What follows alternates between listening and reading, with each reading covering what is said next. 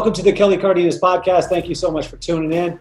We call it the 98-2, which is 98% attitude and 2% aptitude. That's the rule that my dad said that I was. And at first I thought that he was crazy telling me that I wasn't very smart. But what he was telling me is that my attitude within my life was going to take me everywhere and my aptitude would follow. But I couldn't lead with my aptitude and then follow with my attitude. I always had to lead with that.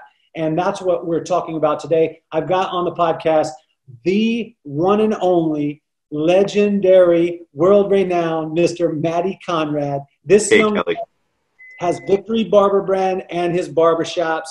He's also got Victory Barber Brand as far as the product line. He's been men's hairdresser, Canadian men's hairdresser of the year multiple times. He's a philanthropist. But I think the coolest part about him is he's a real dude. Like, he's a real guy that is just out there doing great for people. And if you see him, I mean, if you're on this podcast, you know who this guy is. If you don't know who he is, then seriously, you need to wake up, open your eyes, and you'll see who he is. But I love it so much. So, you know, Matty, thank you again for being on. Oh man, thanks for having me. I'm so excited to be here. It's honestly, it's a huge honor for me to share this time with you. Well, the pressing question for everybody, and everybody's talking about it, I always like to, address the elephant in the room. Sure. And everybody is wanting to know, or, wanting to have some answer to their question, because we're all going through the same thing, which is that pressing question of, why are Canadians so nice? Oh, I think it's because our dads taught us when we were young that that it's only going to be 1% aptitude and it's going to be 99% enthusiasm. So we're just really enthusiastic people. No, you know what it is? I think it's because I'm sure you've noticed, especially given the current circumstances, that that sometimes mutual suffering brings out the best in people. And we live in a harsh environment up here. It's cold. There's polar bears walking around on the daily, and we have to drive dog sleds to work. Igloos are a nightmare to try and heat. So it's, we've all, all got those problems, mutual problems. The funny thing is, I think Canadians, I don't know if we're nice. I think we have a really good sense of humor about ourselves, though. And so I think it might translate as being just nice because we laugh at a lot of things about ourselves. And I think that really is it. Truth be told, I travel a lot for work, like a ton. It first started just across the country. Then, of course, into the US. I've been working a number of years now down there quite a bit. And I think I honestly, I've found some of the best hospitality and some of the kindest people throughout the US. Really extraordinary. You know what I mean? Really extraordinary in a lot of areas. So I think the US gives itself a bad rap for being nice. You know what I mean? I think if we're talking politically, obviously, I think everybody's going to have their opinion about that. But as far as a population base goes, I've run into some really, really nice people in the US, and everybody's always very kind to me down there. So I got nothing bad to say about it. Well, Matty is very nice to us. I tell you, it's incredible. It's incredible to be able to see. I mean, just the warming smile. Now, a lot of people see you as the brand. They see Victory Barber Brand. They see you with honestly, like your bio shots, dude, make me feel bad about myself. Like, I'm like, okay, will you ease up, brother? Like, ease up. You're all, you're showing your boxing, you're showing that stuff. You're letting my wife know that stuff's possible, man. I'm trying to get a little soft, sure. And here comes, man, like good lighting really hides a lot of things, man. I got gray hair, I got bags under my eyes. I'm putting on right now. I'm on the COVID diet, which is putting on an extra 19 pounds. That's why we call it COVID-19. And it's I can't stop snacking, and I was totally unaware of how much I used to touch my face before this, and in fact I can't stop touching my face now. So it's a thing though where photography for me has always been a thing. It was well before social media started. I got really interested in photography over 20 years ago now when I first started doing hair, and when I wanted to take pictures of my work, I couldn't find photographers that I wanted to work with, and God knows I couldn't afford it. Like, hiring photographers was so expensive, and when you're new at this, you're so broke.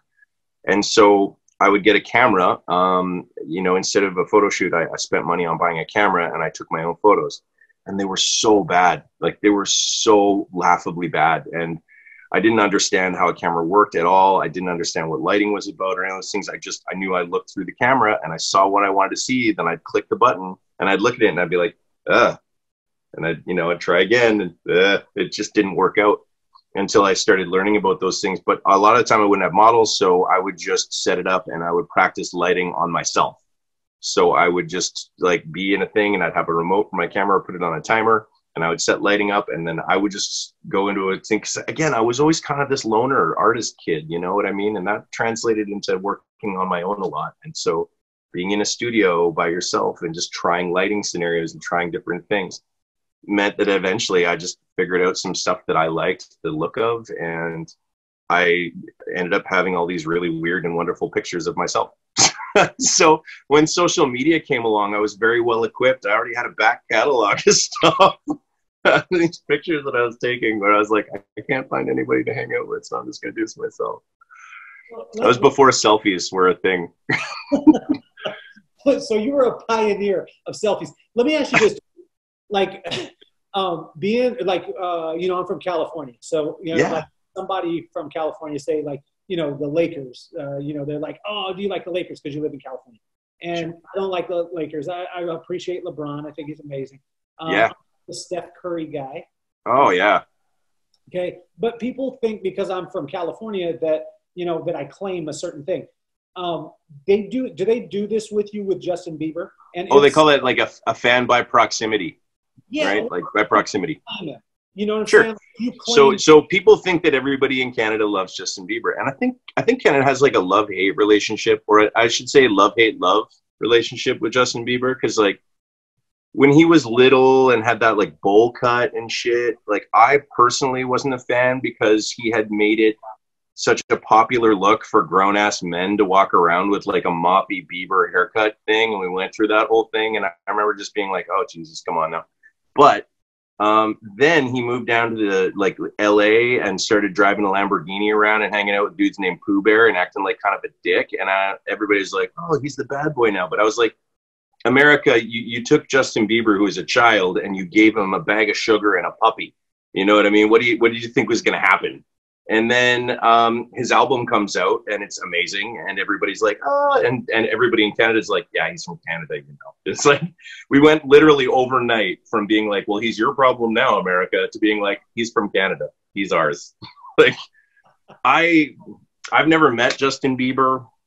He has sure gone through a lot of different styles and stuff like that. I think, you know, good for him for doing his artistry thing and doing his thing. I don't know. I don't think we run in the same kind of circle though, or even really into the same things, to be honest. Like I really love old vintage stuff and carpentry and shit like that. And he seems like he's more LA club scene to me. So I don't think we're ever going to run into each other. But good for you, Justin. I don't know if you've done this. Justin, we love you and we want you on the podcast. So we're going to get Justin. Yeah, you should really talk to Kelly. He's good people. Yeah, it would be good.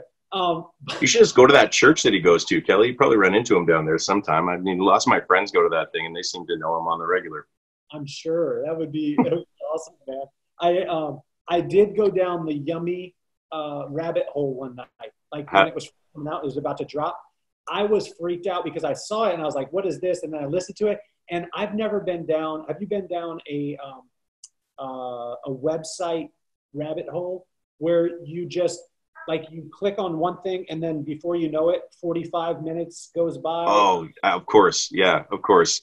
And next thing you know, you're looking at pictures of celebrities you can't believe have changed so much, or like, you know, things like that. You're like, oh, I wonder what this is. You won't believe what this person grew up to look like. You're like, oh, okay, click. And man, it's brutal these days, isn't it? They suck you in.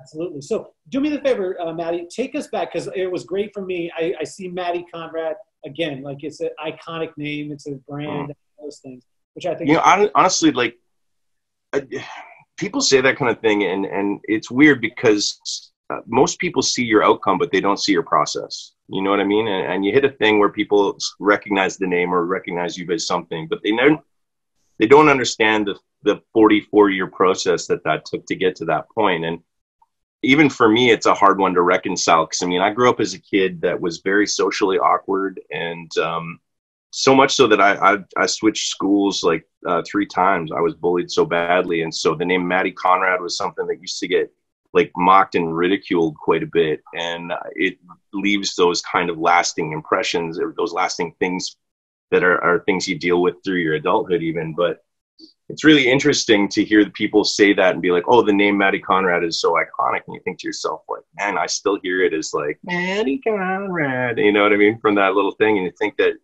to where you could possibly end up from where you started, it can be quite a remarkable thing. You know, I think to any of those kids out there right now that might be listening that are struggling, don't feel cool or don't feel included. Let me tell you, like, there's hope.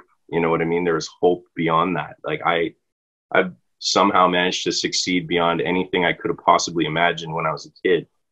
And the story of getting there is long and arduous. But if you're going through the shit right now, or if you're going through a bad time, trust me, there is a happy ending ahead for you. You know, just stick with it and don't let those people get you down. But when I started things out, it was, I got into hair for 100% of the wrong reasons. I was a socially awkward kid who was working at a restaurant, and all of these unbelievably cool people would come and sit at that restaurant bar at night, and they would just talk about their day at work, and they had cool hair and cool style. They looked like you, Kelly. You know what I mean? They had like such rad style, and they were warm and exciting to be around. And one of them was actually a guy named Chris Barron. And if you don't know Chris Barron, okay, you do know Chris Barron. Yeah, Chris Barron was is the global creative director for Redken. At that time, he was just a salon owner in my town. And him and all of his staff would come and sit there. I had a crush on every girl because they were all so cool. They're like rock stars, man. Hairdressers to people that aren't hairdressers are like rock stars to be around, you know, and they're intimidating and awesome. And I thought to myself, I want to be like those guys. I want to be like those people. And so I registered for hair school. And I still remember the look on my dad's face when we had to have that conversation. You know what I mean? Hey, Dad, I'm going to be a hairdresser. How old were you when you had this? I was 19. So I was young. And I started hair school, and I sucked. I had no sense of fashion or style or what looked good on people or what women wanted their hair to look like. I literally had no idea. I was in so far over my head. I had no idea what I was doing. And I was the only guy. There was like 2 other guys in my class. They dropped out in the first week because we were doing braids. And like girls were all sitting there going like, I remember how to do this from summer camp. You know what I mean? And like, I'm just like, I look like I have 2 hooks for hands. And I have no idea. I couldn't get my head around this. And truth be told, even by the end of school, I was very ill-equipped. I was really scared by the time I got out of school, because if you really wanted the truth, I graduated hair school without really being able to explain to you what layers are, you know. And I think that a lot of people get out of hair school feeling not totally equipped to be hairstylists, and I wasn't. And it meant that I was afraid of every person that walked through the door, because I felt like a fraud. You know, here you are supposed to be an expert, and people are coming through the door for your expertise, and you have so little. And you're just trying to get through the whole thing without them finding out, you know. And that first client always goes exactly the same for everybody, where they sit down and you're having your conversation, you ask them your consultation, and you know, the voice in the back of your head only lets you hear things like, holy shit, holy shit, holy shit. You know, and you're trying to figure out what they're saying while trying not to panic. Your upper lip is sweating, and you're trying not to show them that kind of thing. You start your hair, you do the thing you know how to do, because there's only one haircut that you really got figured out, and you make some variations hoping that they're going to like it. And then they ask you how long you've been doing this, like every single time, and you lie. You lie. Like all of us lied. Everyone, you lied, I lied, we all lied. And the thing about that is it makes you a fraud instantly the minute you lie to these people, because you do it to try and make sure they don't freak out and to try not make sure they're not panicking. But the fear that you take away from them becomes your own, because then you lied and now you are hoping they don't find out, or they hope the next person doesn't find out, or someone exposes you for the fraud that you are. Yeah. And I really realized early on that the best thing to do for that was education. Like if you take classes, the more I learned about, the less afraid I became. And that's been my whole mantra for education now, is my whole goal as an educator. Everything that I do in education is simply to try and take the fear away from people, and try and make you less afraid to be behind your chair. And it's also part of a program that I started now, but we'll explain that after. So I would take all these classes. They were really expensive, and I couldn't keep up with that. As a new stylist, you're broke, you can't afford things. So I would save up money, take a class, and then I have to wait a long time. And then I realized that all these companies were looking for people to be like educators. They weren't really looking for educators. They're looking for people to teach product knowledge classes, right? Or PKs. Everybody in the industry hates a PK. Okay, everybody does. And I hate teaching PKs, and everybody hates taking PKs because we just hate it. But I realized if I did that, I could get free education. And so I started, my first job was with TG, when they had their line going, and I worked locally with a lady in Vancouver and was teaching PKs and taking training with her, and I was learning some basics. And then I got really involved with this company called Bumble and Bumble, which was the really early days of Bumble and Bumble. And I used to go to New York and work with some of those guys and took razor cutting training with these incredible geniuses. And I got to get to be really good friends with some of them. And then eventually I ended up working with Henkel brand, which owns Schwarzkopf Professional and a number of other lines. And I was working primarily with Schwarzkopf as an educator for them. And that went on for about 15 years. And through that time, the thing that I really realized about doing education and focusing so much on education and working for other companies is the education industry for hairdressers, it doesn't teach you to be creative. It actually teaches you to be recreative. And most of the industry and most of our job, if you think about it, is around the idea of being recreative more than it is at being purely creative. We're looking at other things and copying them, or we're looking at other things that people have created and we're translating them and teaching them. And so that's essentially what happened. So I got really good at copying other people, but I got really scared when it came to the idea of being creative myself. Like, I didn't feel like I had much of an internal creative voice or even a significant style of my own, because I was so busy trying to fit in with all of these other people. See, the thing about being a marginalized kid, when you grow up in that, when you're a bullied kid or when you're an awkward teen or any of those things that people out there that identify that way, is we start to put way too high a price on the idea of being liked and being popular and fitting in. Fitting in is the most important thing, but all that really does is ensure that you're going to be phenomenally mediocre, because the most popular group and the most mainstream thing is always going to be the most like each other. Exceptional kids and unique people are seldom celebrated. They're usually, especially when they're young, they're not celebrated at all. They're usually taunted or ostracized or marginalized. And so that whole period teaches you to want to fit in. And so I realized that even through the first part of my career being in hair, I was trying to fit in so much into this group of people that were hair educators and into that mainstream education platform. And what I noticed is that things started becoming less and less about education and more about rock star show and about big and flowery and crazy. And people, I realized, weren't leaving the audience less afraid. They were leaving the audience more afraid. And we were going to hair shows and people were going, yeah, I went and saw some crazy stuff, but nothing I could use on a client. And the more I started to realize how broken that system had become and how I was part of that problem. And my whole reason for doing it in the first place was to first make myself less afraid and then make others less afraid. And so when I realized that I wasn't participating in that anymore, I started to have a bit of a crisis of conscience of why am I participating in this anymore? Around that time is when my grandfather passed away. And my grandfather was like the best. You would love my grandfather. He was the best guy. He was like Mr. Rogers. You know what I mean? He was so gentle and kind. He was such a good man. And he had so much integrity. And it was a thing where all these people had showed up at his funeral and they had these incredible things to say about him. And when you have that happen, I mean, I was learning things about my grandfather at his funeral that I didn't know about him in his life. And my dad stood up and delivered a eulogy, and he led with this comment, my grandfather's high school yearbook quote, right? And his high school yearbook quote, like, we all get to do this thing in grade 12. We get to write down like the message to future generations. And feel bad today because I feel like kids are probably borrowing Drake lyrics and things like that, you know, or quotes from Gandhi so they can look deep and thoughtful. But my grandfather wrote this thing that just slayed me. And it just said this: at 17 years old, he wrote, "I will never let anyone be more of a gentleman than I." And that was it. That was his whole thing. And honestly, I don't know what it was, but it absolutely cut me to the core. It floored me completely. And there's throughout life, pivotal moments, I think, happen for people, and moments that you can pinpoint a change of direction in life. And for me, that moment that my dad read that was a massive pivotal change for me. Started thinking about my legacy. I started thinking about what people were going to say about me or what impact I was going to have, the way my grandfather had an impact. And I started thinking about what is it that really matters to me, that connects with me on a deeper level, not the surfacey level that I'd been connecting with things intellectually and things like that, but what really speaks to you from here.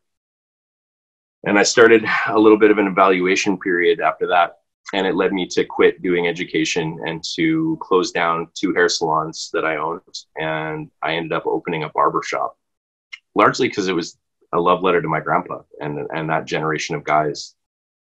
And largely because I saw a massive hole where men's grooming had become either really high maintenance and fussy, or the metrosexual, as we were dubbed, or you were a dirtbag. And, or, you know, you would go to like a disposable, cheap barbershop, and you would apologize for going to a barbershop as if that made you cheap or something. There didn't seem to be a middle ground. And I saw barbering as something that had a lot more of an impact. I saw the way that my grandfather would go to a barbershop, and I thought about the type of barbershop he would go to. And I thought about the things that were important about that generation of guys, the things that have been lost when the barbershop went into decline, the things about masculinity that aren't toxic in any way, the things that are, I think, good. I think the best version of masculinity that I think is important, that we don't lose and we don't throw the baby out with the bathwater, so to speak. And I started building an idea around that, and I became completely obsessed with classic barbering and the heritage of that industry and old school stuff and everything about my grandfather's generation. And I just became totally fascinated in a really weird way about it. Like this, I couldn't explain why I was so fascinated about it. And it made me feel weird to talk to people about it, because I would just get so nerdy and so excited about all these things, until it dawned on me, and it made me realize that when those things happen to you, like those things that you're most nerdy about and the things that you connect with for reasons you can't explain, but you just love them, that's your most true self. Like, that's the most true person you are. The things that you love, regardless of whether they're popular, or the things that you love, even if they're really unpopular, it's just the most true person you are. And to be creative, to be a creative artist, you need to connect with those things inside yourself. You know what I mean? You need to connect with those things that make you unique, those things that speak to you on a deeper level. And that's where your creativity really comes from. And at that period, I started doing all these things where, man, like, it just got really exciting. And all the work I was doing, I was excited about, and I felt creative, and I felt this flow going. And it was just such an exciting time for me to be able to do that. Hey, look, I want to share something with you really quick right now. I'm in Vancouver, okay? And every day at 7 o'clock during the COVID crisis that's going on right now, everybody goes out on their balcony and cheers for the healthcare workers. That stuff makes me really proud. That's the most proud thing about being Canadian for me right now, is that. Matty, this is where I'm going to have a challenge, because earlier you said that some of the nicest people in the world were in America. Ain't nobody in America right now cheering on anybody outside the house. I'm telling you, Vancouver is probably one of the coolest cities in the world, too. We used to go up there every year. Well, we missed you. Come back. Well, I want to, man. I wonder if we cross paths, because we used to be up there every year for the ABA. Oh, yeah. Abe Barron and Takashi Kitamura. I know Takashi, yeah. Crazy. So take us through that thing. You were where you were was you were talking about being able to make a difference, and you were taking us through too, as far as that. You had jumped into this barber side. Yeah. barber side with the S, not Yeah. barber side with the C.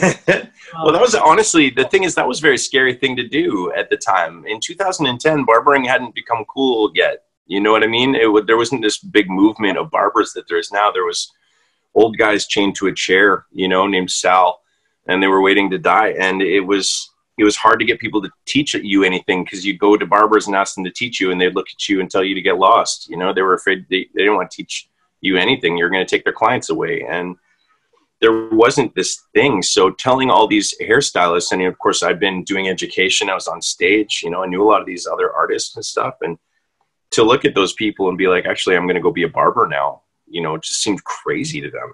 It just seemed nuts. And there wasn't like a model built for it yet, you know? And so I dove into it anyway, because something was just propelling me into it. And I just felt like the most honest version of myself doing it.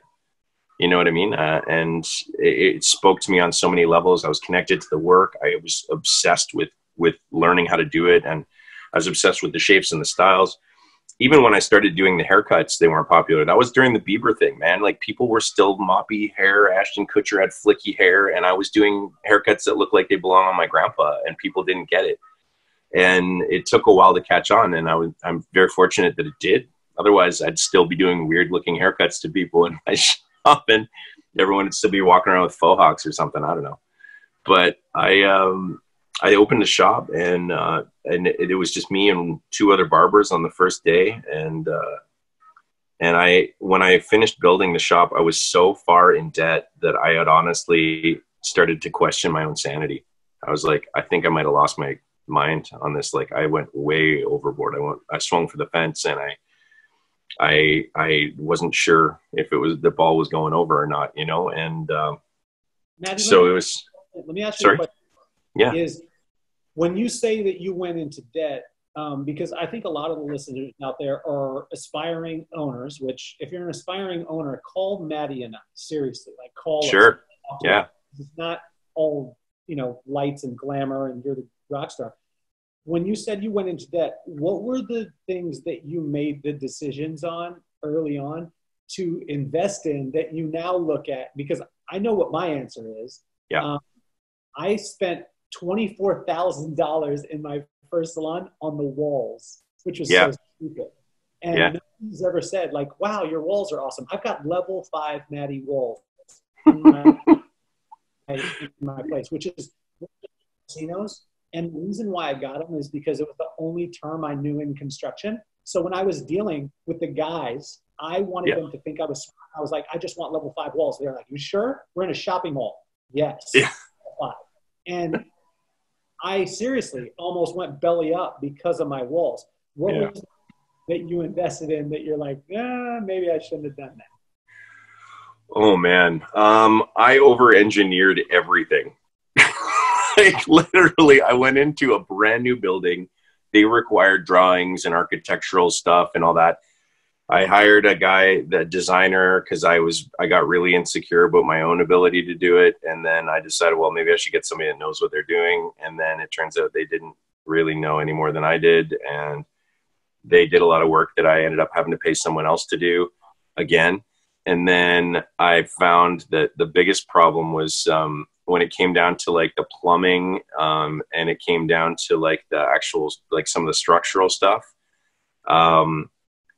An abundance of over design. You know, if you give people like, I just need it to do this and I need it to do this perfectly, they'll run with it and they'll charge you as much as possible.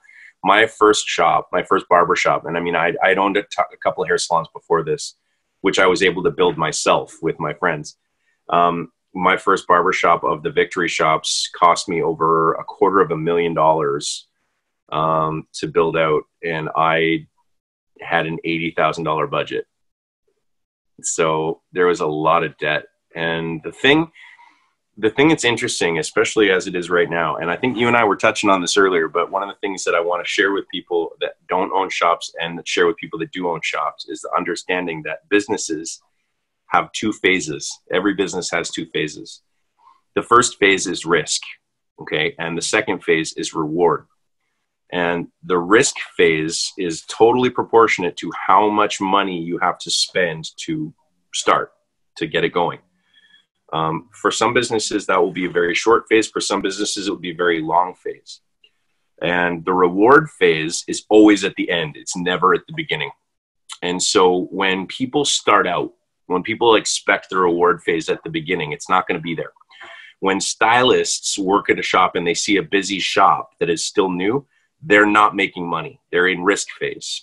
And when it comes down to having to shut down all of these businesses that everybody's been shutting down, owning a shop doesn't insulate you from this thing. In fact, it actually makes you a lot more exposed, because most people are operating for their first 5 to 6 years in the risk phase, where if everything goes belly up, they're going to lose a lot. And they're still trying to make it work. They're trying to pay it off. They're trying to pay their bills. They're trying to pay their staff, all these things. Reward phase usually comes at the very end, when you sell it or when things are successful or there's paid off and you don't expand. The bigger your organization gets, the longer your risk phase is stretched out. So you don't end up having insulation just because you have a lot of things. If you grow, the potential for a bigger reward phase is there, but the risk phase is going to be much, much longer. So I've been doing this thing now for 10 years and I'm still knee deep in risk phase, because as my thing grows, I just keep growing the companies. I keep growing bigger, and we can explain kind of how we've got there. But from that very first shop, I was knee deep in risk at the beginning, like neck deep, actually. I was so deep in risk that before we opened up, I honestly thought that this thing was going to ruin me. I thought I was like, I've lost my mind and we might go bankrupt, and holy shit, what have I done? And on that very first day, the landlord of the building, who has been amazing to me, who's been so amazing to me, he brought his whole family down. And they're an Indian family. There was a lot of people and they were lined up. And that was day one. Me and 3 barbers took care of everybody, and it kept us busy for most of the day. And it worked out. And we thought, okay, but tomorrow, who knows? And the next day, people had walked by and popped in and checked it out. Some people were like, man, maybe I'll get a haircut. Maybe I'll buy some stuff. See, we stocked the place with lots of things. We made it very much so. It wasn't just a barber shop. It was also an apothecary of things for men, like grooming stuff. Because one of the things that I learned, of course, from owning a hair salon in the hair salon industry is understanding that there's a very strong correlation between your success and your ability to be a retail outlet for places. Retail is a very important part of the puzzle. And we were able to figure that out because I'd come from that background and I was creating a retail experience for men. And we didn't just have the hair products and shampoo and stuff. In fact, we didn't have any salon products at all. We found stuff that was specifically men's products from all over the world, stuff that was hard to find, stuff that wasn't readily available. We brought in things like buck knives and bow ties and like cool stuff that guys should use, flasks and shaving gear and all of this kind of stuff so that guys could, you know, outfit themselves and live a more stylish life outside of the barbershop, not just getting a haircut. And for us, that was a huge part of being able to make a go of it as a barbershop. It was very awesome because so many people would come in and shop for the guys. You know, it was like the go-to gift place for guys who would go to this barbershop, and it was great. And as things started to grow, we were in that one shop for 6 years, just one shop, and it was going great. And we were still in risk phase at 6 years in, but it was getting light at the end of the tunnel. At that point, it was going well and it was carryable. And it took us a long time before we expanded into another shop. We had been approached in that time by people that were asking us if we wanted to do a reality television show. And I looked at my staff and all of them were like, no. So we're like, okay, great, no problem. And then we had been approached to people who wanted to franchise us, and we all agreed that that's not the route we wanted to go either. We just wanted to build community barbershops. You know what I mean? We really believed in the community aspect of our barbershop. We've always been very involved in the community. We do a lot of charity work. We show up to the homeless shelter once a month with our whole team, and everybody does haircuts. In Vancouver, every Sunday, members of my team from my shop in Vancouver are in a place called Oppenheimer Park, giving out free haircuts to the homeless and contributing to their community in any way we can. That's a very important part about barbershops. But before we opened our second one, what we realized was we had to switch early on from a walk-in model where people would just walk in off the street. We had to switch to a appointment model. And one of the things that really sucks, and one of the things I want to share with you guys, especially if, you know, as it comes to running a shop, is that the exclusivity economy is over. Inclusivity is what we're about now. And the idea of benefiting from being exclusive is not nearly the benefit that you get from being inclusive. And inclusive means saying yes. Inclusive means being welcoming. And so when it comes to having people come in, you're trying to reduce the amount of words they hear that relate to no. Okay, so there's a lot of different formats for no. Okay, when people walk in the door, let me give you an example. I actually recently got to be a secret shopper at a shop in Dubai that I was teaching a class in. And I got to go there and be a customer. I really love being a customer, especially when they don't know who I am. And so I walk in the door, and the first thing that the girl says to me from behind the counter is, "Can I have your name, please?" Points for that. Points for that. Because so many times I walk into shops and they look and go, "Do you have an appointment?" First words out of their mouth. "Do you have an appointment?" is just a version of no. It's just, you don't belong here, or have you played by the rules, or have you followed our instructions that you're cool enough to be here? You need to understand how intimidating shops are for people to walk into. People naturally, everyone's insecure. Every person on earth is insecure.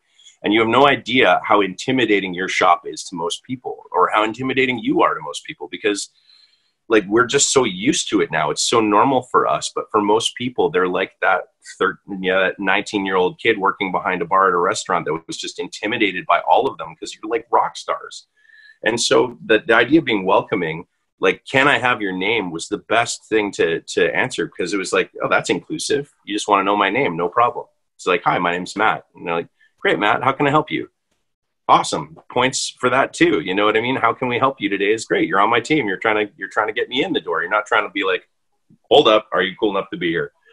And so things like that were really important to us. We wanted to make sure we were removing those barriers. So instead of making an appointment schedule, what we did is we started offering something called a complimentary call ahead service, where essentially, if you called ahead, we would hold your appointment for you. And if you called ahead, we could tell you when you would be able to come in. And instead of having to wait, you would only have to wait maybe 5-10 minutes instead of like 2 hours, which was the average wait time at that point. So we were providing it as a service to people rather than telling them they had to make an appointment. We were providing them a service. So it was a complimentary call ahead service. Let me tell you, that went really well. Okay. And so eventually it just was the easy, smooth transition into making people regular appointments. And they got used to that. And that, you know, that shock and awe thing didn't happen. But what we noticed was that the most people that were coming in looking for walk-in appointments were late at night. It was guys that were coming in after work at 5 p.m. and regularly between the hours of 5 p.m. and 7 p.m. when we closed, we would be turning away 5 times as many people as we were during the other hours. And so to answer that, what we decided to do was build a walk-in shop that opens in the evenings. Now, we realized that sitting around in a barbershop for 2 hours is completely boring for people. And no matter how good the haircut is, if you're in there for 2.5 hours, you're still walking out unhappy, no matter how good your haircut is. And so what we did is I partnered with a friend of mine who had reached out to me to see, hey, would you be interested in doing a joint venture together? He owned this motorcycle cafe that was really cool, where I built my motorcycle, and we've been good friends for a long time.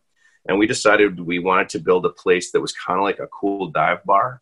And we put a barber shop in the back of it. Okay, so this place is open at 5 p.m. It serves like a really cool gourmet hot dog menu, which is amazing.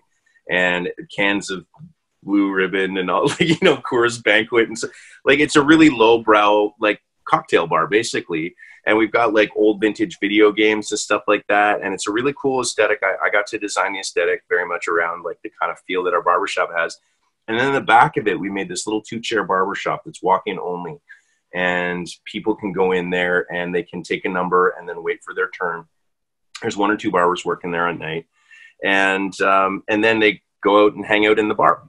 And so they go wait in the bar and they'll have a couple of drinks and maybe a hot dog. And then the next thing you know, they're walking in 2 drinks deep, getting a haircut, and they're walking out tipping probably a little better than they would have tipped, a lot happier, a lot easier going. And suddenly, you know, their $30 haircut just became a $75 bill or an $80 bill. And they're walking out with a smile on their face. And I thought to myself, well, this is maybe genius. And it became really, we thought at first it would become like the place where people would just go and it's like a waiting room for the barbershop. But then the bar became really popular because everybody thought it was like, well, that's the most hipster thing I've ever heard of in my life. You know, like a barbershop and hot dogs and video games. Doesn't make sense, but it became crazy popular. And now every night, it's from the time we opened, like it's lined up out the doors. People are just into it. And so that became our second shop, is like a little satellite shop. And then one of our, my first apprentice we found out had been driving 2 hours a day every day from where he lived to come to work at our shop, and decided that he wanted to open one in his own town. And he asked us if we would consider partnering with him on it. And we're very much about promoting opportunities for our team to grow. He took a lot of initiative. He was a good guy. He put in an enormous amount of effort, and especially because he started there as an apprentice, and he did it in a way that earned the respect of every person in that shop. And I think that when you are an apprentice these days, when you are coming in, I think you cannot underestimate how important it is to earn the respect of your coworkers, because they're the ones that are going to teach you how to do this. They're the ones that are going to teach you how to be successful at this. And they'll do it if you have a good attitude and you're willing to do the work and you let your ego stay out the door.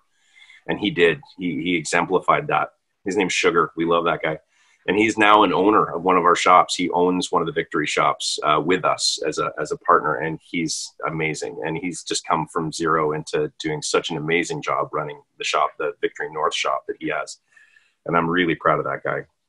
And then we opened up Vancouver shortly after that. We're a company that had reached out to me because they had tried to copy our business model, but I don't think really understood what running a barbershop is like. And they got in over their heads and they reached out and said, hey, do you want to buy this from us? And I came in to look at the shop and I said, wow, you really look a lot like my shop. And they admitted, they're like, yeah, we kind of based it on yours.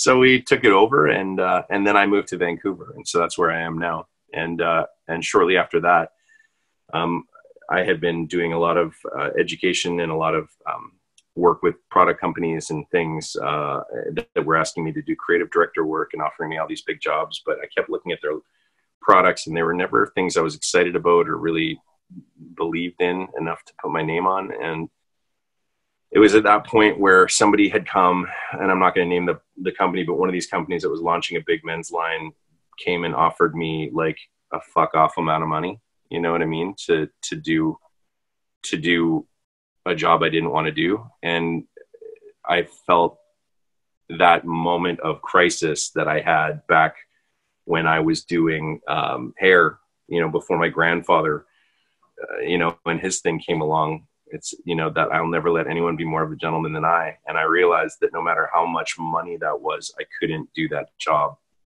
and respect myself because I just didn't believe in the product. And as at that moment, I realized I had to start making my own.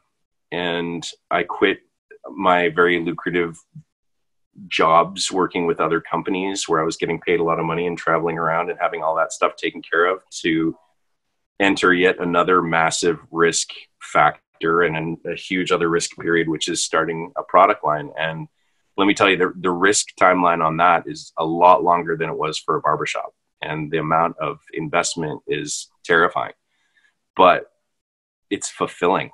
You know, the work I'm doing and the products I'm developing and the brand ethics that I'm trying to build around it and the culture that I'm building around it, to me, is very satisfying because I saw a lot of things I didn't like in big companies when I was working for them, or big corporations, the way they behave. And I decided I'm not going to be that. And we have a very small company, but we've gotten a really amazing community already. And we're trying to do really amazing things in the community and for the community as well. And so it's been a pretty crazy ride. But man, I'm one of those people that lacks the emotional ability to like, I don't have the mechanism where you look back on things. So like telling that story and like, I'm never looking at the things in my rearview mirror and the things that I've achieved. I'm always looking at the next thing. You know what I mean? I'm always looking on to the next thing and where it's going. And so sometimes when you really sum all those things up, it gets, you think to yourself, how did we do all this? Like, We're really small. How do we do it all? But the product line, now that we have the Victory Barber and Brand product line, is about 90% of my job now. Is spearheading that. I do all of the development. I do all of the packaging. I design everything. I do all the photos. I do all the creative work. I do all the marketing. There's really, it's me and a very small group of people, one other full-time employee and a couple other people that contract some stuff for us. And man, it's a giant undertaking. We started with 3 products. We now have 12, and the response has been pretty amazing. We've been at all the shows, and we've been invited to do main stages for some of the biggest shows in North America, and then we start getting invited to all the big shows around the world, and that's crazy. And then this COVID thing hit. And it really seemed to put the brakes on everything for everybody. And I was really watching a lot of Instagram, as you do. It's impossible to not, like, when everything's going crazy, to not try and see what is going on with everyone and take a temperature of it that way and see how people are being affected. We shut our shops down really early. We shut our shops down on March 13th, 14th. So we're in a few weeks deep now, and it was a really hard decision, and we made it as a team. My whole team was behind it. We didn't make it in spite of them. We let them have 100% of the say, and they felt that that was the right thing to do, and so did we.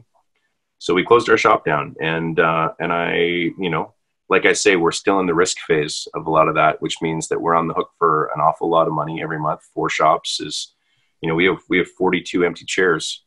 And it's a lot of responsibility to keep those things going until this is over, to make sure that they all have jobs to come back to.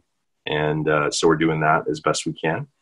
And I was watching everybody, the way that shops were responding and people were reaching out, and I noticed there was just this gaping chasm where leadership should be, from our associations, from our barbering boards, from the health department. There just didn't seem to be much in the way of conversation around barbershops and hair salons. It seemed to be kind of a free-for-all, and it was up to the responsibility of the individual business owners. And so there wasn't much of a unified kind of voice of, this isn't safe to do, we need to shut down. And we were kind of forgotten about. And that was a really interesting thing to experience, because a lot of the conversation in the last couple of years has been around legitimacy of licensing, and people are hashtag licensed barber versus unlicensed barbers that were getting shunned and kind of pooped on. But really, when push came to shove, I didn't see anybody from the Barber Association stand up and say, hey, look, here's what we need to do, or anybody take charge or communicate those things out. And that was really disappointing. And one of the things I've learned about myself is that in the absence of leadership, I'll take the reins. I don't know what it is, but in the absence of leadership, I always feel this swell of responsibility to do so. And maybe because I've been doing this for a long time, or maybe it's because there are people that look to us to lead, some of the people that have been doing this for a while, or have a recognized name or a platform. And I recognized that I had a platform, and I started deciding to use that to hopefully be a positive influence, or at least a responsible one. I saw a lot of people being really irresponsible with the influence that they yield, encouraging people to do house calls and do all these things. And it's very dangerous. It gets a wrong message out. There's a lot of misinformation out there right now. So I was trying to be a credible voice of information or reason. And I was watching these people, and so many people were reaching out to me and hurting. And I was saying, like, please stay at home. The faster we stay at home, the faster this will be over. And I would get messages from people going, you just don't even know what it's like. You're so privileged. You have no idea what it's like to not be able to work. And it's like, I do know what it's like. And it might seem like I'm privileged, but we're all in the exact same scenario right now. The circumstances are slightly different, but everybody is faced with their own preservation right now. Everybody. And the thing that I realize is that a drowning man will pull under everyone within arm's length in the interests of his own survival. It's a primal thing. That's what happens. People do that, and they can't help it. And they can't help but cause damage to everyone around them when panic sets in. And so more than anything, I've been trying to keep a calm and steady voice. But so many people were reaching out and going, look, I just don't know what to do. I can't pay my bills. I can't pay my rent. This is going to ruin me, all these things. And I realized that sitting and telling people to stay home when they didn't see any other options was just not responsible. It might have been responsible, but it wasn't going to happen. You don't get the desired result from simply trying to shame people into things, right? And I saw so many other people with platforms doing just that, trying to make people feel ashamed for going and trying to survive. And I think that was wrong. I think that was just, I'm not here for that. I'm not here for public shaming. It's certainly not my intention. I just want people to understand the seriousness that we're facing and how by cheating and doing things just for sneaker money is harming the industry and harming all of us by putting us at a longer and longer delay for when we can get back. And I know that seems like a very hard thing to swallow for people that are in a situation where they're already fighting for their own survival. So I came up with an idea when I took stock of the things that I could do with what we've created. And I don't, like I said, have a big bet of money to give out. Otherwise, I'd help as much as I could. But what I do have is a lot of inventory. I had a bunch of products that we built this product line. We've been rolling with it. And now I just have a big warehouse full of products. And what we decided to do was, instead of having a traditional model where people will buy products from us and then put them on their shelves and try and sell them, where they assume risk and shipping and a bunch of other things and waiting and then having to hope that those products sell and also having to have the money up front to do that and stuff, we decided that we were going to partner with people in a very different way. Anybody that is shut down and is unable to operate right now, we've extended an opportunity for them to register with our company, where they'll be given an individual code, and they can encourage their clients to, instead of doing house calls and dropping products off and things like that, they can just buy them directly from us and we'll send them the money. So what's happening is people are, in fact, just using a code. There's no investment. There's no money that they need to put up. There's no risk they need to assume. And they can use a code to promote to their clients. So when their clients buy them from us, we'll ship them. We're covering the shipping costs. We're covering all the logistics. We'll ship them to the person, and then we'll give them the profit that they would have gotten from having that product in their shop. So we'll give them 50% of the proceeds of that will go directly to them in cash. So we're doing that through PayPal.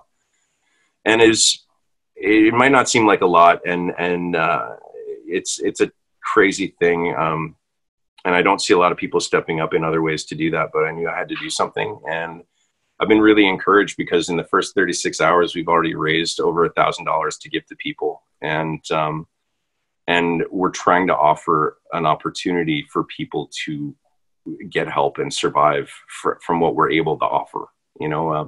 I'm sure 50% might seem to some people not very much, but the logistics of it is a little crazy because you have to understand, in Canada, shipping is very expensive. And it cost me $16 to ship a $22 bottle or tin of pomade across the country. And if I'm giving away $11 of that now to fulfill these orders, it's costing me $7 per order. That opportunity is not going to stay open for very long if that's the case. So we've made an opportunity for people to get free shipping over $50. We don't charge shipping to the barbers. We charge it to the end consumers. So it can be their choice if they want to get free shipping or not. And I've been really encouraged to see people wanting to support barbers, support their stylists. It's open to anybody who wants to participate. We're not excluding anybody from this. We really just want to help the industry in any way we can. It's just been an industry that's given me everything. And the support that we've got is insane. And to not step up in its moment of need is just something I couldn't imagine not doing. So we're doing what we're able to do. I go in every day.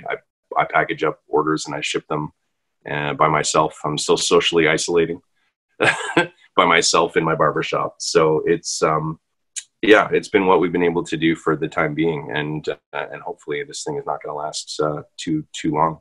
But I do love a good comeback story, so I have a feeling that our industry is primed for one after this thing.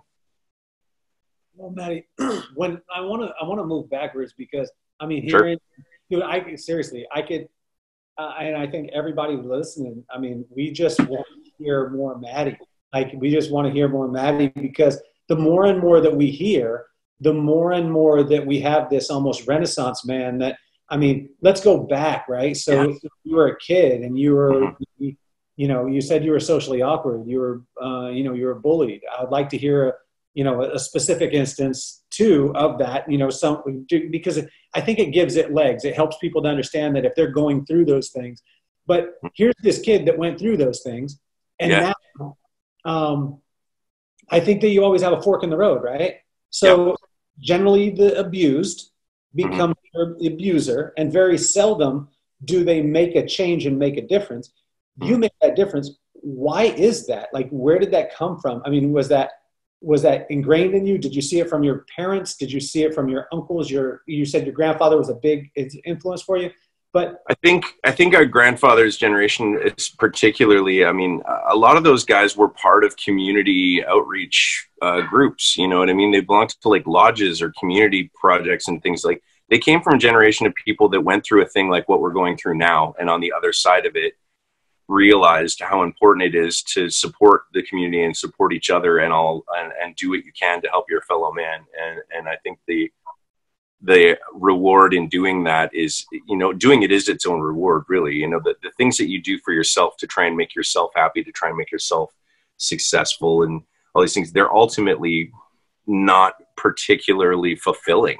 You know what I mean? The things that I find more fulfilling are the things that you're able to do that affect other people. You know what I mean? The good you're able to do for other people, I know is a thing that is ultimately more fulfilling than the good I do for myself. That was modeled for me for sure. You know, I think, I don't know if it came out of a place of being a bullied kid. I think for that, those are personality things that I think develop rather than moral things. You know what I mean? I was raised with a particularly deep rooting in a moral center. You know what I mean? We were, my family, very religious family. You know, we grew up in you know, going to church, and I think I grew up going to a Christian school until I was, you know, until I switched, because ironically I was bullied there probably more than anywhere else. really, And it turned into a thing that I just ended up, I think, always having that, you know, and understanding that the tenets of that are a way to a good life. You know what I mean? And thoughtful living. I think we can get into a deep thing on that. That might be a whole other podcast, but I think the bullied thing, I think, led me to be sensitive to the idea of people that are suffering, and sensitive towards people that are being bullied. And I think the natural tendency to want to defend those people or stand up for those people, I think, is a thing that just gets ingrained in you.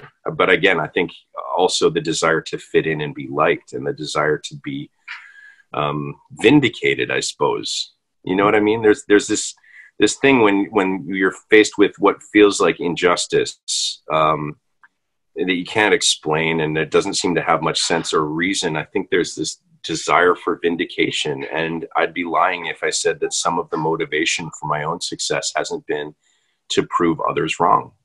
You know, in some way, those kids that look at you, and I've often said, and this is a funny thing, I was like, very few things on earth feel as good as proving a motherfucker wrong. You know what I mean? And there are just moments like I remember having this. So many people have reached out to me, be like, I'm thinking about opening a salon. Can you give me advice? And I have this thing where I just look at them and I say, don't do it. You'll never make it. And they're like, what? And they thought I'd be so supportive. And I said, don't do it. You'll never make it. And here's the funny thing about it is I'm not doing it because I think they won't make it. I'm not doing it because I think that they're incapable, or because they'll suck, or because it's going to be a failure. In some cases it might. But I know that in the times when you're really struggling through that, sometimes the only motivation you have is to prove that one person wrong about you. And sometimes that's enough to gird up enough of whatever is inside of you to toughen the fuck up and make it through what you need to make it through just to prove that person wrong. Then honestly, like, use it as motivation if you have to. You know what I mean? And there are those vindicating moments in life where you become your own hero in a way, you know, where a part of part of dealing with abuse as a kid, or part of dealing with bullying as a kid, when you become an adult, is learning to love yourself and learning to love that kid, and not look at that kid and resent that kid for not being cool enough, or not being good enough, or not being enough of what you need him to be in the moment, and just loving him for who he was, you know, and acknowledging that it's okay. Like, you're okay. Everybody's okay. Like, most people, when it comes to bullying, it was never about them anyway. It was always about the insecurities and the problems with other kids. It was not necessarily about them. You know what I mean? And to me, the kids that went through that kind of stuff, they turn into the most awesome adults. They turn into the people that I just adore and I just love the most. And I love seeing them do their own unique thing.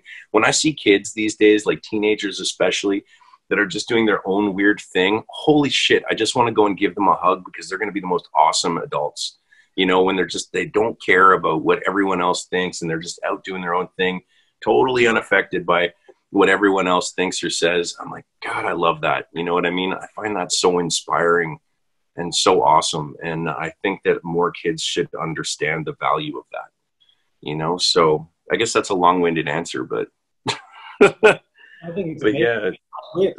Fair, man. I mean, you are, you know, you have so many aspects to you. And I love the fact that you, in a almost a direction, like a thought process in your head of like, hey, I don't want to be like the crowd, right? Mm.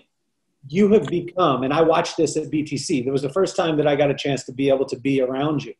You were the coolest guy in the room. You were the coolest guy in the room. And it wasn't because you were trying to be the coolest guy in the room. It was because you were wanting, and now I know it because hearing you, but because you were just truly wanted to be authentically you. And if you didn't really care if anybody else liked it. And I think that's a huge thing. And a lot of kids out there, you know, especially young kids, especially in the barber side. I keep saying barber side. It sounds like the I know what you're saying though. The barbers.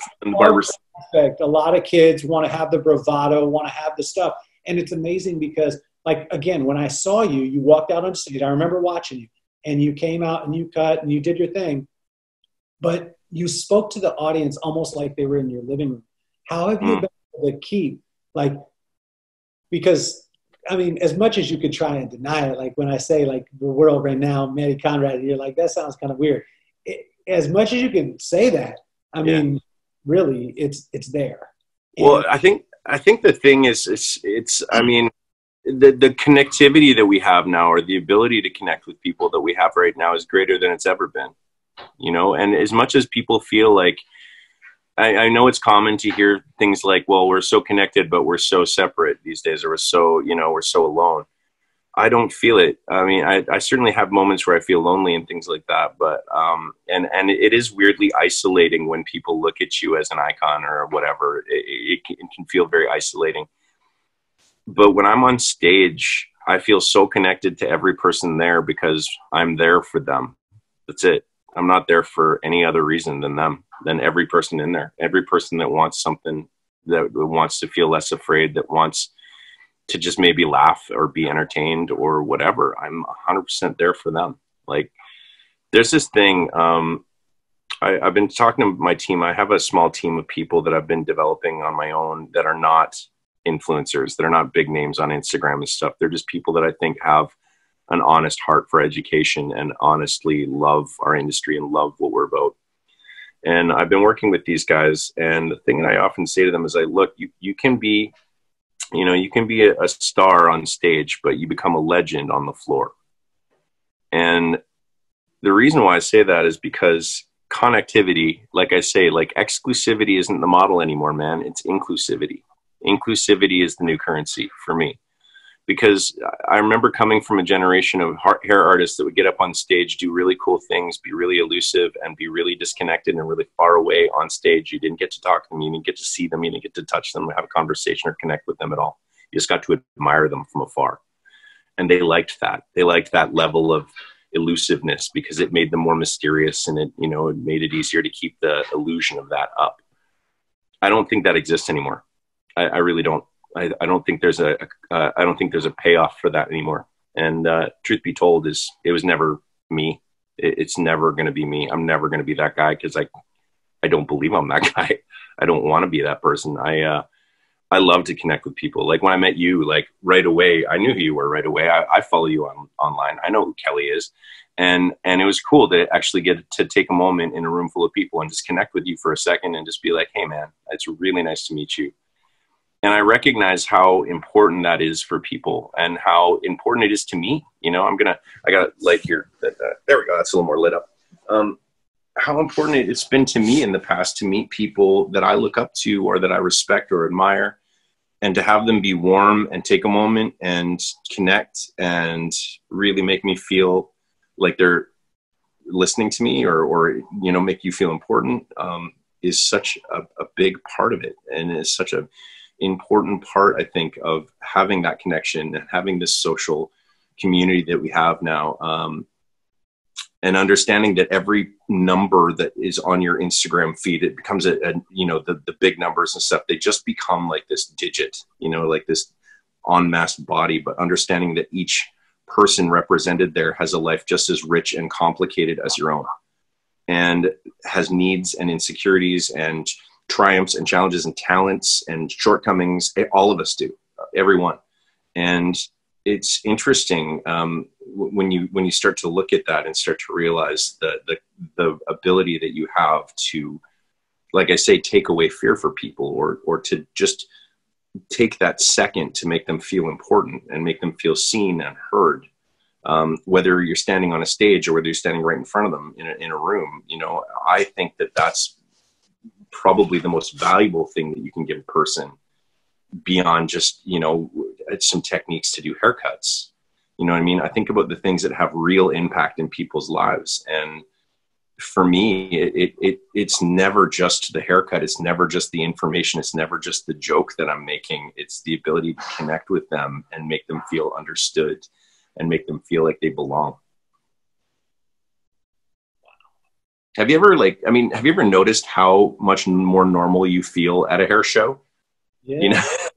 I tell you, when I met you, man, that's the most insecure I had been in a long time. Seriously, I'm not just saying that, you know, just being around yourself, because it's really cool to meet you. It was really cool to meet you, but I went to that show by myself. Like talked to Mary. I talked to Mary, Rector, and I was texting her, and she's like, "Hey, are you coming to my show?" And I was that bonehead that texted back, and I wish I could have taken my text back. I texted back, "What show?" And she was like, "Are you kidding me?" Right? Like, I'm that idiot that to Mary Rector, one of the biggest names in the beauty industry, and behind the chair, biggest show in the hair industry.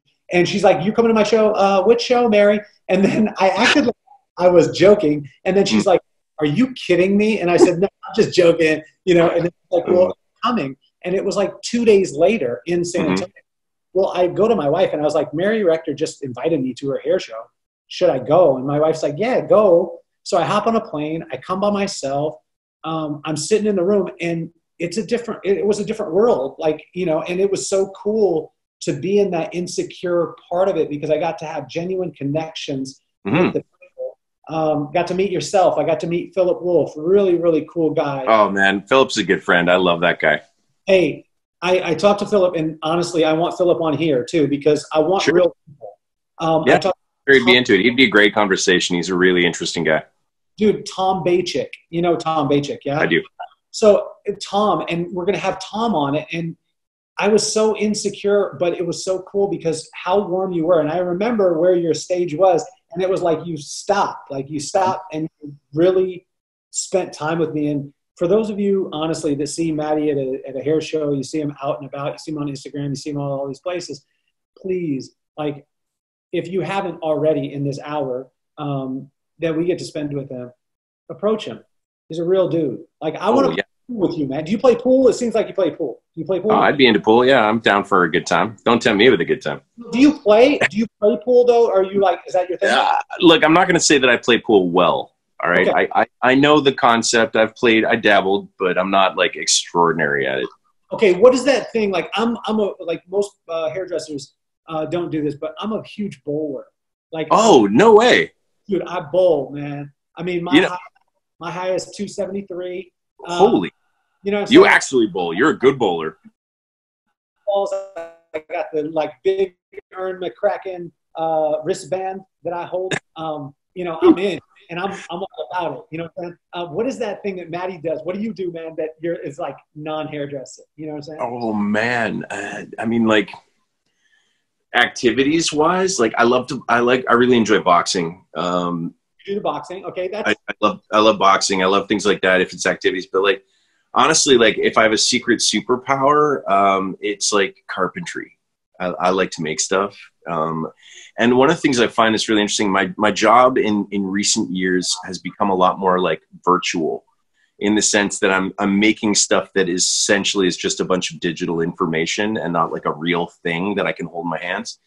And I realized that for my own sanity, how badly I need to regularly do things and make things that are physical and real. You know, like I love to create stuff and make things. I think I used to play with a lot of Lego when I was a kid. You know what I mean? Like I was always that Lego kid. And so I think that just carried over, where I like to figure out things and figure out how I could make something or make it work out of unique materials and stuff, and try and make something kind of cool. So that served me really well over the years when it comes time to like doing that sort of thing. But that's probably like my superpower. When it comes to like what else I do well, geez, I don't even know. I think I'm one of those guys that's like frustratingly pretty good at most things, but not like exceptional at anything. Exactly. Especially hair. Like I'm like, especially hair. I'm like, I've always found it so surprising that I've been so successful at this, because like I honestly feel like I'm a pretty mediocre hairstylist. So with a lot of enthusiasm, with a lot of 99% enthusiasm. Matty, when you see you in person, you're not like you talk, you know, but you're incredible, man. I watch you. Thanks, buddy. When you're looking at it too, you were talking about motorcycles, right? Yeah. Oh yeah, I love motorcycles. Are we talking like kind of crotch rocket stuff? You talking cruisers? You talking? Like No. Actually, you know what I ride? I have a 1942 Harley Davidson that was from World War II, and it's the most terrifying bike I've ever ridden in my life. It feels like it's trying to kill you, and it has a suicide shifter. So it's got like a tank shifter. It's a 3-speed with like a foot clutch, and it's you have to relearn how to ride a motorcycle when you ride this thing, because it's like completely different than other bikes. And it sounds like a tractor as it's going down the road, and it backfires loud. It's like, it's just a big old monstrous machine, and I love it. I love it. We call her Jolene. So her name's Jolene. My friend from New York, a friend of mine, named her Jolene because she's a good-looking man-stealing woman. And so it's kind of great, because it's just some of the happiest things I've had done on my own have just been on the back of a motorcycle, where you have those moments where you can't take a picture, you can't do anything, you can't grab your phone, and you just have these mental images of things that you just kind of mentally take a picture of, and those things kind of stay with you. And a lot of my friends and I used to ride together, and then they all started having kids, and that number dwindled. And so eventually it just kind of became a thing that we don't do as much. Interestingly enough, not to backtrack, but I had a similar experience that you had with Mary, was my first experience with Mary as well, which is funny. I was on stage at her show for Schwarzkopf Professional at the time. And I was like the last 15 minutes of that show, of the whole show, not just of our show, like the whole show. Everyone had gone home. There was 200 people left in the audience, and I was the last 15 minutes on stage. It was like the most forgettable throwaway thing. I was just like, everybody come down, hang out with me. We got 15 minutes left. Let's just do something fun together. I did some men's haircuts and talked them through some stuff. And then, you know, she saw me on stage. I had to run to the airport immediately after. I didn't even get to say hi or meet her or talk to her. But when she came out, I was telling jokes, and I was nervous because that's what I do when I'm nervous. And she came out, and she had her video camera going, and she was recording me on her phone. And I turned around. It's like, I'm pretty sure I've seen a porno star like this. And I was just like, oh my God, I just got out loud. I didn't get to talk to her at all after. I thought, oh, you just made such an ass to yourself. You totally embarrassed yourself on that stage. Bye. Career over, done. 6 months later, or maybe 4 months later, I was in a town called Appleton, Wisconsin, and I was teaching a class to 6 people. Okay. And educating sounds like a really sexy career. It sounds like a really exciting thing to get into, but it starts out really small. All right. It starts out really small. I had classes of 2-3 people, and one day I'm in Appleton, Wisconsin for 6 people. And it just felt so crazy. And I'm like, what am I doing? You know, what am I doing this for? And, I was on my way back to the hotel, and my phone rings, and I answer it, and it's like, oh, hi, is this Matty? I'm like, yes. It says, hi, it's Mary from behind the chair. And I was like, fuck off. Like, I thought it was somebody messing with me. And she just paused for a second, goes, excuse me? I'm like, is it really? She's like, yeah. I'm like, oh, I'm so sorry. I totally thought it was one of my friends. She and I had a conversation for like 2 hours about the hair industry and about education and all these things. And at the end of it, she invited me to participate in this thing called On Tour that they were going to start doing. And it was at the Chicago Theater. And they put me on stage with people that are like legends, like huge names. And I was like looking around the room, and I'm like, what am I doing here? I was so nervous and so intimidated by everyone. And I was just like, what am I doing here? And I went out and I did my best. They partnered me with this guy, Mark Bustos, who's become one of my best friends. And we just went out and had fun, and we just joked with each other and just had a good time. And I think that was really the start of all this stuff for me in some ways, you know, because it was more about having fun and making sure the people in the audience were having fun and sharing real simple things. You know what I mean? The real basic things that people often overlook without the desire to be showy, just the desire to like, we're going to teach you this and we're going to make it fun. And Mark loved that. We got along so well, and we've been invited back ever since. We've been invited to every BTC show since that first one, because we let our egos go. We have so much fun. We make fun of ourselves. We do silly, stupid things. Like one time we made a video about dressing up in dinosaur costumes, because like all of these other brands had these cool, sexy videos to support all their teams. And, you know, it's Beyonce with a wind machine coming out and stuff like that. And we didn't have that. So it's funny though, we did this show, and we were looking at everybody else's cool videos, and we realized we didn't have a video. And we thought, oh God, we don't have a video. It's just going to be like out on stage. Oh, here's Matty and Mark. And I thought to ourselves, like, oh my God, what are we going to do? So we took my cell phone and we recorded us doing stupid stunts all around the place where the show was being held. So like us doing cannonballs into the pool, and the day when they were unpacking everything, and we're doing cannonballs into piles of cardboard, and then we did cannonballs into bushes. And it was just like us doing as many stupid things as we could possibly think of. And it was kind of funny. And we put it to the Courtship of Eddie's Father music, you know, people let me tell you about my best friend, you know that one?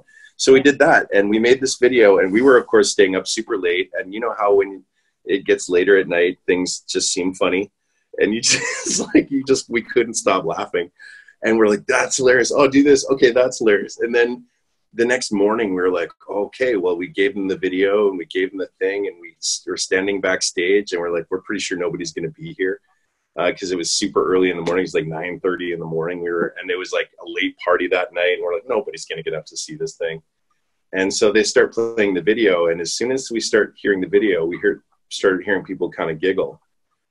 And we're like, oh God, there's people here.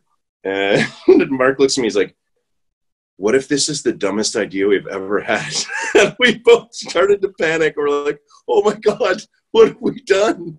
And then we're like, people just start laughing and roaring, and we're like, oh my God, this is terrible. We've totally ruined everything. And then we walked out on stage, they announced our names. They get this thing called the voice of God. It's like the VOG, they call it, right? The voiceover guy that goes, all right, ladies and gentlemen, welcome to the stage, Matty Conrad and Mark Bustos, which, by the way, you're never prepared to hear that. It sounds so weird to hear somebody with a voice like that introducing you on stage.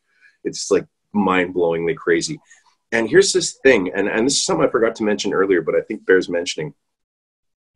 A lot of people want to get up on stage and do this, okay? And the funny thing is, once you get to the point where it's about to happen, massive butterflies and like massive stage fright and anxiety. Like I get it every single time. Like it's terrifying. Backstage is very safe. outstage or on stage is not safe. It's very exposed. There's nothing safe about being on stage. Okay, backstage is completely safe. On stage is not safe. It's risky.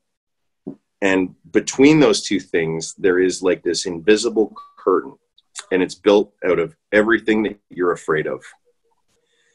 And the only way to get out on stage is to go through that invisible curtain of everything that you're afraid of potentially happening, or everything that you're actually afraid of, and walk through that and take the risk, absorb that risk.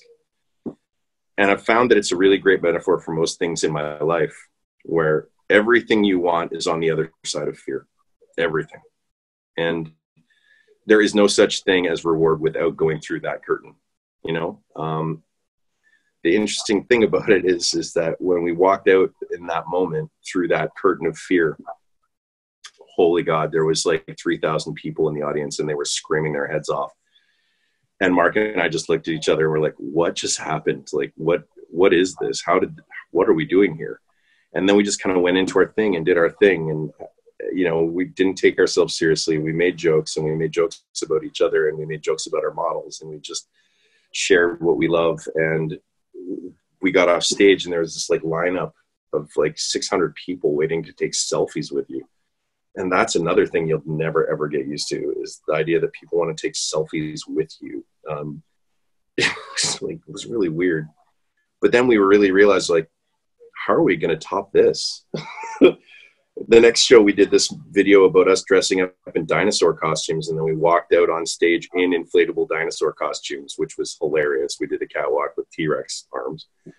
And then the next year we did a thing about dressing up like cowboys. And then we did a thing like, you know, a guys versus girls thing where the girl beats the crap out of us, and all these things. And we're like, well, the stakes just kept getting higher and higher. We realized that all of it started with this dumb idea of having a stupid video at the beginning that has nothing to do with hair or hairdressing or being cool or anything. It has everything to do with just bringing people's guard down and letting them have fun and letting them forget about the seriousness of this industry sometimes, and just letting them realize that it's okay to just laugh at yourself, and just, no matter what the stakes, you know what I mean? No matter what the arena, laughing at yourself through it all is a great way of self-preservation.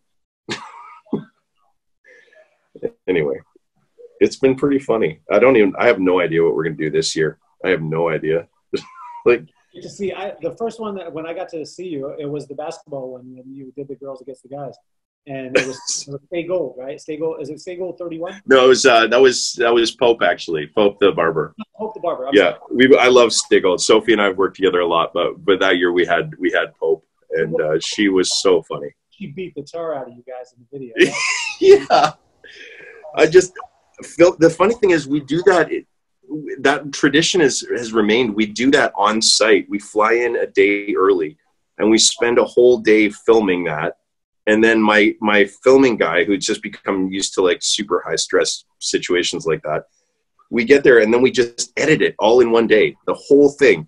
And we edit everything just by getting guys in a day early so we can film, and then boom, we edit that and they put us on stage. And man, it's crazy. Like, it's such a high stress thing, but it's also so much fun. And everybody now reaches out and they're like, okay, what are we doing this year? Like, we're just, and then here's the thing that's amazing to me too, is understanding, like, I'm a crazy small company, like crazy small. And if it wasn't for those guys, if it wasn't for those artists that have been so generous to donate their time to me, you know, and like, these guys aren't showing up and getting paid. Like, they're showing up to support.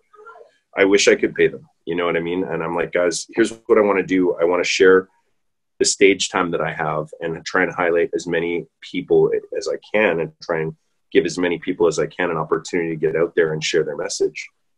And they're generous enough to show up and support me. I owe everything to those guys. The amount of support they've shown my brand is insane. The community support is just, it's humbling. And I can't, I'll never be able to repay them for that. And hopefully one day I will, but yeah, it's been pretty extraordinary to see your friends have your back like that. And they're huge. I mean, like, these guys are huge in their own right. Like, Kevin Lutchman is one of the biggest educators on the planet. Mark Bustos, the guy is like he's an Under Armour spokesman.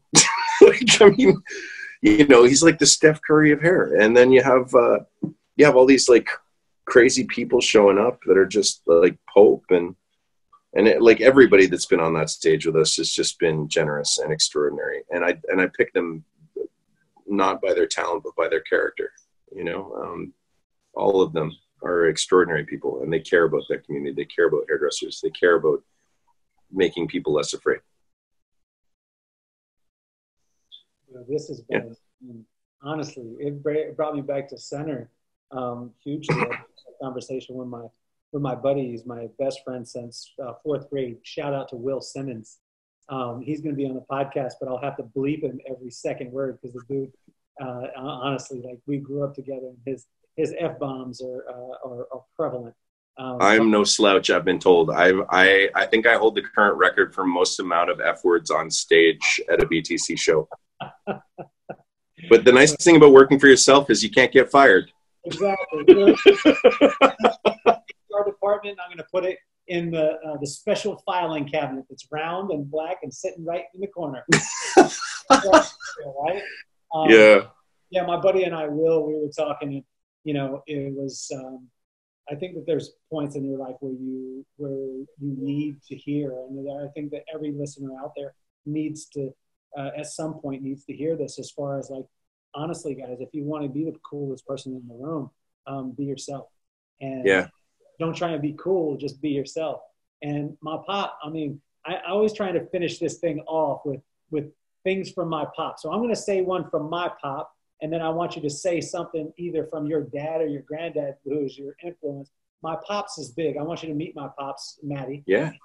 My pops is hilarious. He has the funny sayings. Like he has this one saying. He's like, man, that's so silly. It's like sniffing farts out of a bus seat. And I was like, what did you even say? But then I thought about it and I was like, that would be a silly thing to do. So I guess it was. I mean, it made sense. He said, what else did he say? I'll think of one, but I mean, the thing that I talk to him every single day, and the thing that comes to me as far as hearing you is the thing that my pops says to me all the time, almost every single day, is that you're enough. Like you as a person are enough, and you don't need to be out there striving. You just need to be abiding in your purpose and allowing who you are meant to be there, and that you're perfectly made and that you're wonderfully made. And I heard that through your whole message. You didn't write out that message. We just had a conversation. But what I heard through all of your character and what you were saying is, I mean, honestly, like, drop your guard. Don't take it so serious. Have a good time. And when you have a good time, guess what, guys? Then you'll find yourself at the top, not because you're focused on it, but because you're willing to do all the work. Yeah. So big shout out to my pop. Matty, bring us home with something from your pop, your grandpa, and maybe even if you want to finish with the message to these people of what you want to be able to have, the Victory Barber brand. Victory, did I say it right? I said it right, right? Victory, yeah. Victory Barber and Brand. Victory Barber and Brand. That's who sponsored this podcast. They sponsored. They get the name right now. Yeah, definitely. On the podcast is what it is. So do me the favor, bring us home with something, from your pop or your grandpa, and then let's get a message from Matty out to your whole audience. Yeah, I think the thing from that is that character is what you're doing when no one's looking. And I think that, like I said, that the things that you will ultimately find fulfilling for yourself are the things that are often done in private, and the things that aren't done for showing anyone else. There's a reward in it, and I've learned that throughout my life, and I think that it's a good thing to maintain.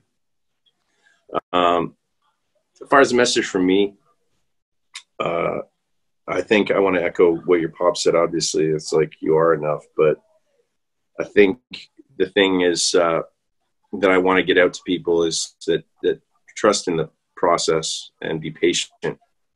I think everybody these days is very eagerly comparing themselves so much to each other, and comparison is the thief of joy. Everybody can compare themselves to somebody that has more or has the appearance of a better life or the appearance of something else, but nobody's life is any better than anyone else's. It's just they have a different collection of problems. And I think what's really important is that when you are starting out at chapter 1, to live through chapter 1, not hoping to have chapter 1 end up as someone else's chapter 25. You know, when you're brand new at 1 year in this, you can't compare yourself to my 25 years in this or other people's 10 years in this. You have to go through the process of being in 1 year. And my 1 year was terrible. I was terrible. Like, these things will come, you know, and the process of learning them is what life is all about. The process of acquiring knowledge and acquiring wisdom. This is the purpose. This is what the journey is about. And you don't get to have it all at once. You have to earn it. And sometimes you have to earn it through really hard, shitty things. And what I will tell you is that I have learned the longer I've lived that a lot of the purpose of life, or a lot of the outcome of life, is about giving purpose to suffering. You know, I think there's no greater vindication for suffering than purpose. And I see in my own life the purpose of my upbringing, my childhood where I was bullied. I've managed to find purpose of that. I've managed to give that reason for happening. I've managed to turn that into a good thing. And I think that that's one of the greatest aspirations of life, is to find a way to give purpose to your suffering. Maybe you're going through something terrible or something tragic or something difficult, and you don't see the sense in it, or you don't see the justice in it. But on a long enough timeline, I really believe that those things happen and are given purpose in your life to help other people, or to prepare you for something else, or transform you into what you need to be. And life is about this constant transformation. And so just trust in the process and be patient, and it'll come. I thank you for being on the podcast, man. You are absolutely phenomenal. I do want to finish with the quote from your grandfather, which I will never let anyone be more of a gentleman than I. Mr. Matty Conrad, you're off the hot seat. Thank you for being on the Kelly Cardenas podcast. Tune in, subscribe, and make sure that you give Matty Conrad a 5-star rating. This guy, seriously, I need to give you a 10-star rating, man. You really warmed my heart. I got to get home to my kids, because now I got to, you know, I'll get home off the podcast and my wife will be like, you know, I'll be like, yo, I just talked to Matty. I'm just on fire. And she'll be like, yeah, you need to take out the trash. So I actually got to go take out the trash right now. So I got you. I got to go spend some time and clean up my place too, and take care of my girl. So thanks for having me, man. It's been a real pleasure, honestly. Love you, brother. Have a wonderful day. We will see you soon. Kelly Cardenas podcast, guys. Love you. Peace.